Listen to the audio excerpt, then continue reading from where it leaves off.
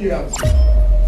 Soviet ইউনিয়নের পতনের পর থেকে, মানে 90 দশকের পর থেকে আমরা এক ধরনের একটা ইউনিপোলার ওয়ার্ল্ডে বসবাস করছিলাম। ইউনিপোলার ওয়ার্ল্ড মানে হচ্ছে আমেরিকা সব, আমেরিকা যা বলবে সেটাই হবে, এই ধরনের একটা ঘটনা 30 বছর ধরে পৃথিবীতে চলছে, একটা ইউনিপোলার ওয়ার্ল্ড। আপনি এখনো দেখেন গাজা যুদ্ধ বন্ধ হচ্ছে না শুধুমাত্র মার্কিন যুক্তরাষ্ট্রের ভেটোর কারণে। 6 বার ভেটো দিয়েছে, 6 টাইমস ভেটো দিয়েছে।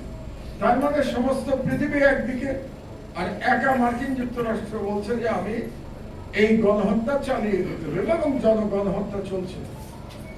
তো এই যে ইউনিপোলার ওয়ার্ল্ডের একটা পরিবর্তন শুরু হয়েছে, আমরা সম্ভবত একটা প্রসেসের মধ্যে আছি, যেই প্রসেসে আমি মনে করি আগামী 10 থেকে 20 বছরের মধ্যে আবার পৃথিবী একটা মাল্টিপোলার ওয়ার্ল্ডের দিকে প্রবেশ করবে।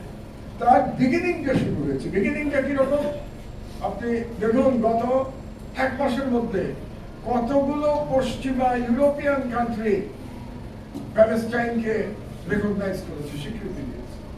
ইনফ্যাক্ট মার্কিন যুক্তরাষ্ট্রের বাইরে যারা প্রভাবশালী দেশগুলো আছে তার মধ্যে মাত্র 3-4টা আর বাকি আছে স্বীকৃতি দেয়া। জার্মানি, ইটালি, হচ্ছে ইউরোপে এই দুটো দেশ, আর এশিয়াতে যদি আসেন তাহলে আপনি জাপান।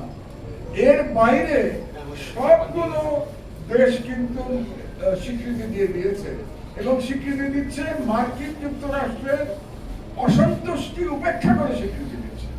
তার মানে আমি যে কথাটা বলছিলাম যে মাল্টিপোলার ওয়ার্ল্ডে যাওয়ার যে transformation geopolitical, that process has started.